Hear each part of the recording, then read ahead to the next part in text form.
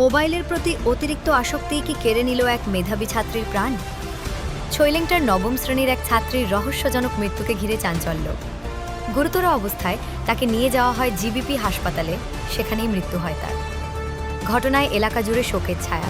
এটা তো সবসময় আমরা শুরুতেই কই পড়াশোনার লাগিয়া বা যে কোনো দিকে হ্যাঁ খুব ভালো ভালো রেজাল্ট হাটের মেয়েদের সবসময় প্রাইজ, গানের মেয়েদের সবসময় first prize, school first prize সবসময় ফার্স্ট হয়।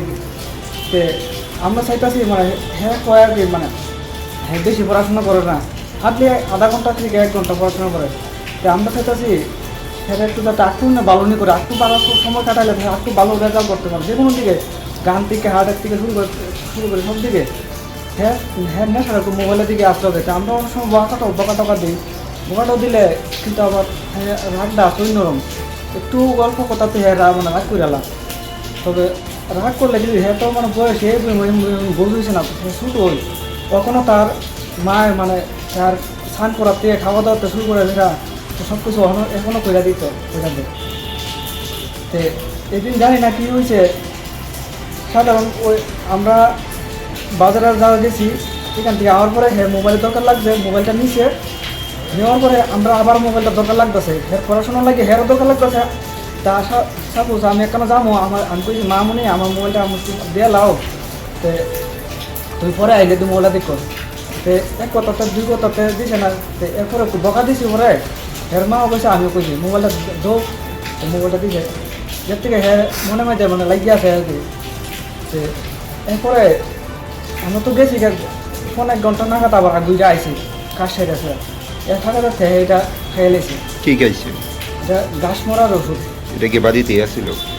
বাড়িতে এই আসলো, কোন জায়গাটা আসলো এটা আমরা অনেক 5-7 বছর আগে ওষুধটা আনছি। তো এই ওষুধটা কোন জায়গাটা আসলো, কোন জায়গাটা আমরা নিজেও জানি না। এটা পরে আপনারা কীভাবে বুঝছেন যে ওষুধটা খাইছে?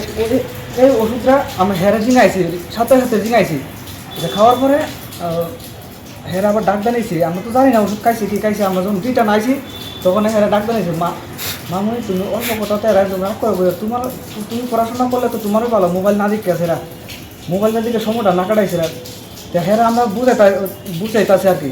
তখন হ্যাঁ আস্তে আস্তে মেনটেনে খারাপ হইতেছে, একটু একটু শরীরটা হাত পা কাঁপতেছে, হ্যাঁ কইতাছে ফট করে কইতাছে। তখন মা আমি আর বাঁচতাম না, আমি তো বিষ খেয়ে এলেছি।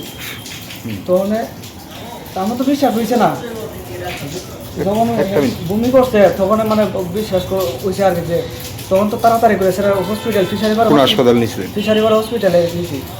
এখান থেকে ওয়াশ করছে, ওয়াশ করার পরে কুলাই হসপিটাল বলছি ভর্তি না, কুলাই হসপিটাল নেওয়া হয়েছে, এখানেও সেম ওয়াশ করাইছে।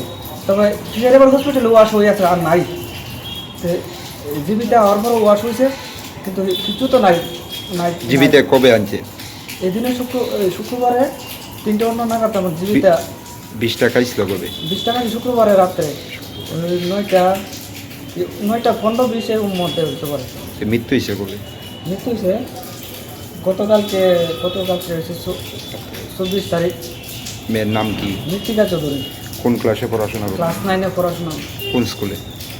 গাগাসরাতে হাই স্কুলে। আপনার কই ছেলে কই মেয়ে?